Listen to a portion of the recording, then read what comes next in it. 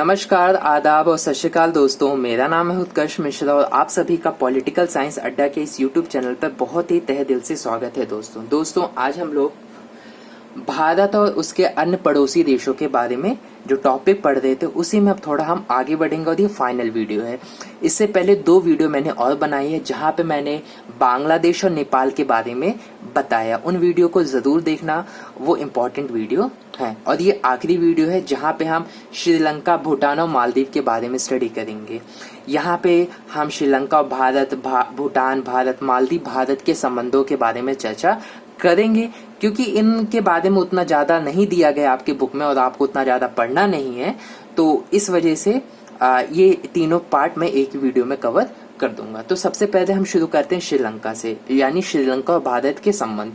श्रीलंका का जातीय संघर्ष, दरअसल श्रीलंका में जातीय संघर्ष चल रहा है, हमें पता है। आपने मेरी पुरानी वीडियो देखी होगी जहां पे मैंने श्रीलंका के जातीय संघर्ष बहुत ही अच्छे तरीके से एक्सप्लेन करके बताया, बहुत ही सिंपल तरीके से।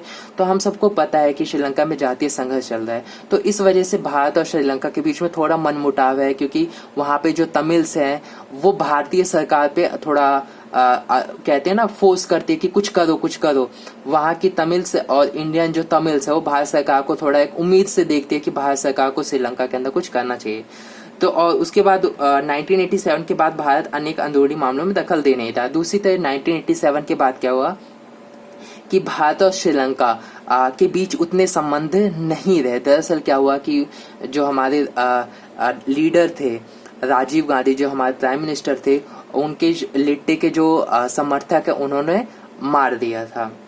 तो इस वजह से भारत थोड़ा नाखुश था। बिल्कुल होना भी चाहिए क्योंकि हमारे लीडर की आप ऐसे हत्या कर दोगे तो जो कि बहुत ही गलत बात है। तो इस वजह से भारत तब से भारत और श्रीलंका ने अपने रिलेशन मेंटेन उतने नहीं किए। भारत ने एक तरीके से इसे इग्नोर करना छोड़ दिया, उस पर उतना ध्यान नहीं दिया। मुक्त व्यापार समझौते हुए और उसके बाद ऐसी बात नहीं कि पूरी तरीके से ध्यान नहीं दिया, लेकिन उतना ध्यान नहीं दिया।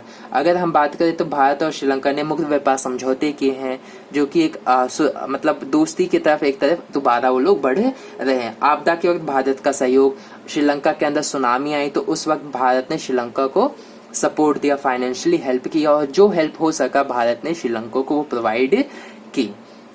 तो यहाँ पे इतना है, ये 2-2 मार्क्स में हो सकता है एग्जाम में आपसे पूछ ले। दूसरा आता है भारत और भूटान के बारे में।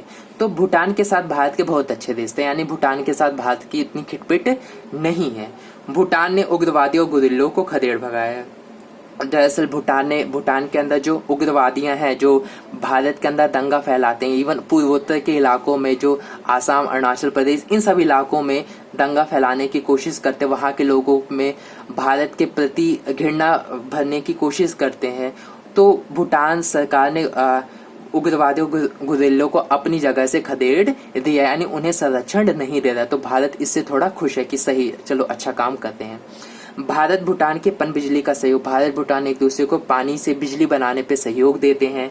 भारत का विकास में मदद देना, यानी भारत जो सरकार है भूटान सरकार को, वो भूटान सरकार अच्छे से डेवलप हो सके, वहाँ के लोग अच्छे से विकसित हो सके, इस तरीके से भारत उनके विकास के लिए पैसा देता है। जो भी हेल्प हो सकता है वो देने की कोशिश करता है। तो अगला अब हम बढ़ते हैं मालदीव की तरफ। मालदीव में अगर देखें तो 1988 में क्या हुआ, श्रीलंका से आए कुछ भाड़े के तमिल सैनिकों ने मालदीव पर हमला किया। तो ऐसे में क्या हुआ कि जब मालदीव के भारत से मदद मांगी कि जब इन पे हमला हुआ मालदीव के लोगों पर, मालदीव की सरकार पे, तो मालदीव की जो गवर्नमेंट है, जो सरकार है, उसने भारत से मदद मांगी कि भाई हमारी हेल्प करे। तो तुरंत भारत ने वायुसेना और नौसेना से कार्रवाई की और मालदीव की मदद की, तो जिससे भारत और मालदीव के रिश्ते थोड़े सुधरे।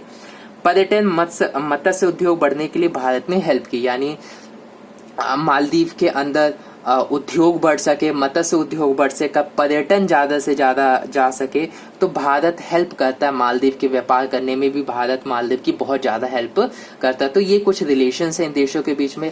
अब फाइनली हम बढ़ते हैं इस जो टॉपिक था, इस लंबे टॉपिक के निष्कर्ष की तरफ। आगे का क्या निष्कर्ष निकलता है, निष्कर्ष देखिए तो हम छोटे देशों को भारत के इरादे पर शक है। जो भी छोटे देश है, जैसे फॉर एग्जांपल श्रीलंका हो गया, बांग्लादेश हो गया, जो भी जितने भी हैं, उनको भारत के इरादे पे शक है कि भारत कुछ न कुछ हमारे साथ गड़बड़ जरूर करेगा।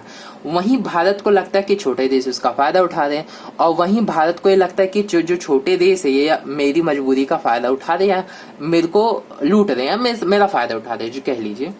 दूसरा पॉइंट आता है, भारत नहीं चाहता कि इन देशों में राजनीतिक अस्थिरता पैदा हो। भारत ये बिल्कुल भी नहीं चाहता कि इन देशों की सरकारें में उलट पुलट हो, कोई प्रॉब्लम हो इन सरकारों के मतलब इन सरकारों को कोई दिक्कत ना हो, और इस तरीके से मतलब देश ही पूरा बिखर ना जाए, जिससे बाहरी ताकतें इस क्षेत्र पे प्रभाव न जमा सके। क्योंकि अगर राजनीतिक अस्थिरता होगा, कोई पॉलिटिक्स सीक्वेंस तरीके से नहीं होगा, तो बाहर के लोगों का चांसेस बढ़ेगा। बाहर के लोग आएंगे इन छोटे देशों में और अपना सिक्का जमाएंगे, और फिर पहले इन देशों को प्रॉब्लम में डालेंगे, फिर उसके बाद भारत को भी प्रॉब्लम में डालेंगे। परंतु छोटे देशों को लगता है कि भारत एशिया में अपना दबदबा कायम रखना चाहता है, लेकिन फिर छोटे देश ये कहते हैं कि भाई भारत एशिया में अपना दबदबा कायम रखना चाहता है। तो ये कुछ प्रत्यय आरोप है जो एक दूसरे पे लोग लगाते रहते हैं।